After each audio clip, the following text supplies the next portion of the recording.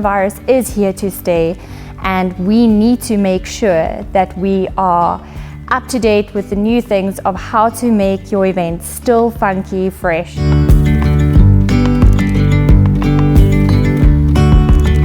When your vendors come onto the estate, into the venue to start the setup, for example, we just need to be really conscious that a screening procedure is in place, that we know exactly who everybody is who comes in. Maybe use the app prior to, just to screen all your staff coming in. I would suggest waiters wearing gloves. With your vendors, again, ask your vendors to pre-screen themselves before arriving. Our service providers are wearing masks and have sanitized. We'll offer sanitizing stations. So it's not entirely your responsibility to take care of all of that either. They have to adhere to certain rules themselves. As a backup, for example, make sure you have a box of disposable gloves on site, just in case that you have some extra masks on site. You'll have to send us a guest list in advance, and we'll have to touch base with all the guests and check that they're not high risk from a health perspective personally, as well as an age. We ask you to perhaps keep grannies and the older people and people with comorbidities at home. And as we've mentioned, we can include them in your day by way of online streaming.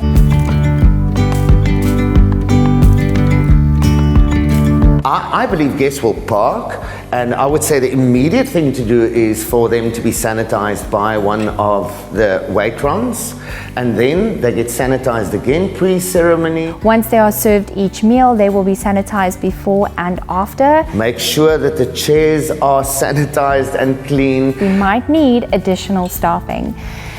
Elements like having staffing in bathrooms, that every time someone utilizes the bathroom, it gets cleaned and sanitized and washed down.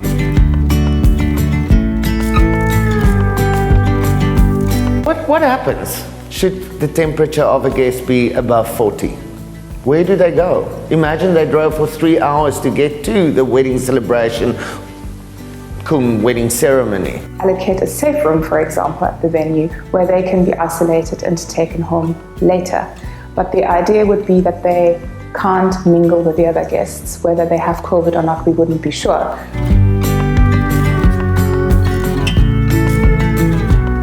I think the ceremony setup will be a little bit different than the norm we would have seen. So I would definitely, I think on Pinterest nowadays, you get it's not a maze, but it looks like a little spiral going into each other.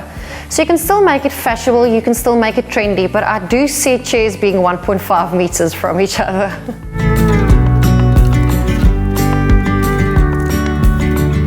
I would say it would be more individualized plates, or alternatively a food station where there's only contact from one chef to one guest. I would not suggest a buffet, because a buffet is again on top of each other and people will form a queue. I would skip a starter, I would do a main course, and I would do something very interactive with the dessert, just to make sure your guests and your staff is safe on a wedding day itself.